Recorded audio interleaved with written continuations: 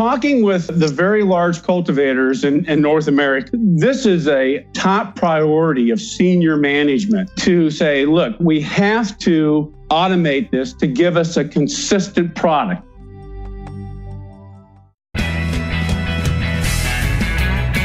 From Bummin' Media, it's the MJBulls podcast, a show about raising cannabis capital.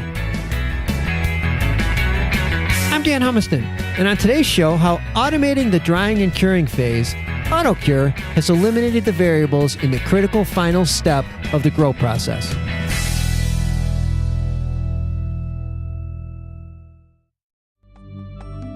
Hey, Joe. Thanks for being on the MJBulls podcast. You bet, Dan. Nice to be here. Today we're talking to Joe Ducey about his company AutoCure and its automatic curing units. Joe, let's start from the beginning and assume that our listeners have never been to a grow facility and they're not familiar with all the steps in the growing process. Can you give us just a 50,000 foot view of all the different phases? Yeah, sure. So to go from a clone to ready to harvest is perhaps a 3-month process. Typically, the way has been the past is a cultivator will harvest and then they will hang dry for a period of time. And that hang dry process could be anywhere from 7 to 14 days. After that hang dry period has been completed, then they will move to a curing process. And typically in a commercial environment, that curing process is big 5-gallon buckets that they put the bud into. Let me walk backwards just a bit. Okay. So they cut the plant, and then they have to dry it to get all the moisture out of it. So they hang dry it. Then they stick this into a bucket, a 5-gallon bucket, to cure it. Yes. And during that phase, they do something what's called burping. Explain that. Okay. Yeah. So in the initial hang dry period, what the cultivator is doing is getting rid of the initial moisture in the plant. And once that process has been completed, anywhere from 7 to 14 days, depending upon the cultivator, the next process is the curing process. And what you're doing in the curing process is you're getting rid of that residual moisture that is in the bud. And what you're trying to do is gently draw out that moisture while retaining the terpenes and the THC and the CBDs as well that is in the flower. The gold standard, for forever has been a glass mason jar. So what you're doing is you're putting that flower in this airtight container, the mason jar, and you're letting it sit in a dark environment for a period of time. And then you are taking it out of that dark environment and opening the jar and letting it breathe and bringing in a new atmosphere that has a lower relative humidity. That's where they came up with the word burping. Exactly. I got it. So what can go wrong during this final phase?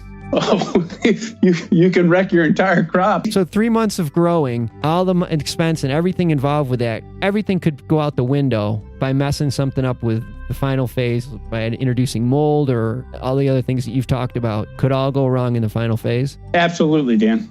Oh. So how does the AutoCure automate the final process? So every AutoCure is an airtight chamber, just like a glass mason jar. And they are made of black medical grade acrylic because acrylic is the closest thing we could get to glass without being glass. And it's black, so no light gets in during the drying and curing process and degrades the THC.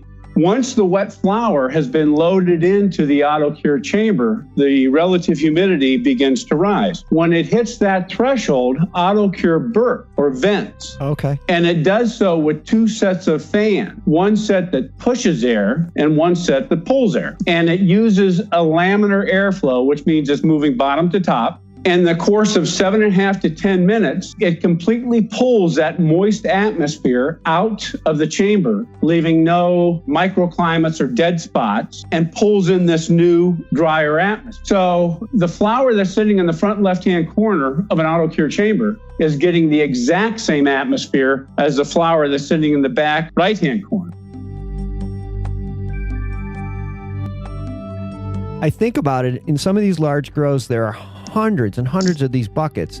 And what, do you have to assign somebody to walk by each one and burp it occasionally? Is that how it works? Exactly. But AutoCure does that for you automatically. Yeah. AutoCure knows how much moisture is in the chamber at any given time and how often it's going to burp. So even if you're that person with 20 years of experience, you're not going to know exactly when you're supposed to burp or vent. You kind of do, but you don't know exactly. Only the flower knows exactly when it wants this new atmosphere. For a director of cultivation at a giant grow, if they're home and they want to see what's going on at any of their grows, what kind of options does the AutoCure provide for them? Yeah, great question, Dan. So I initially mentioned, or earlier I had mentioned how AutoCure logs each cure. That's part of something we call the AutoCure Cloud. Another part of the AutoCure Cloud is the ability for the cultivator to view what is going on inside their chamber graphically on their smartphone or their computer. So AutoCure will show them a 48-hour trend of what's going on inside their chamber. On the top, they'll see a graph of the temperature. But on the bottom, more importantly, they will see a graph of the relative humidity. So they will see that graph going up, and they'll see it hit that threshold that they have set, and then they'll see it vent and then fall down dramatically and continue that process. So eventually all grows will move towards an automated process, would you think? Absolutely, Dan. In fact, talking with the very large cultivators in North America, this is a top priority of senior management to say, look, we have to automate this to give us a consistent product. Joe, a product like this is really interesting to investors, but it's especially interested to investors if there were some patents. Where are you in that process? We have filed comprehensive patents covering everything with AutoCure, and we filed those over a year and a half ago. We have a very good patent attorney. He says we should be hearing within the next 60 days or so, and so we're very optimistic that most, if not all, of those patents will be granted. Wow. Tell us a little bit more about your company, AutoCure. How old is it? How many different units do you have? How many units have you sold?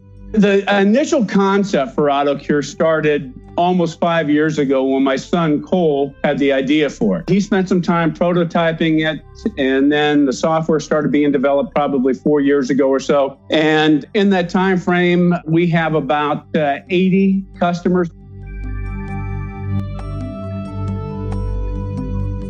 So you're obviously growing and you're scaling up. Yeah. Where do you intend to take AutoCure in, say, the next 2 years?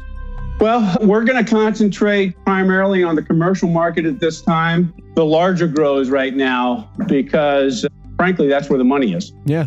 And they have a huge need for that, because once you're cultivating on a very large scale, like the large LPs in Canada or in the US, if you don't automate this process, there's no way you can keep up with that volume. Yeah. You know, our listeners love cannabis ancillary products that don't touch the plant. Yeah, right. And especially the ones that are already in the field. To fuel your expansion, you need capital, I'm assuming. So what type of investment opportunities are you offering investors to be part of the AutoCure team? Well, in not getting into details right now, of course, we're open to equity investment with the right investor. So if an investor is interested and they should contact you, would that be the best way to do it? Okay. Yeah, that would be the best initial contact point. Joe at AutoCure.us. That's your email address? That's correct. And if you want to find out more information about AutoCure or their investment opportunities, you can go to the MJBulls website. We have everything on it on the MJBulls website. And of course, like I said, you can contact Joe Ducey directly at joe@autocure.com. Joe, super informative show. Probably the most informative show we've had so far. Thank you for sharing your story with us today. Yeah, it's my pleasure, Dan. Really enjoyed being with you. Yeah, well, good luck.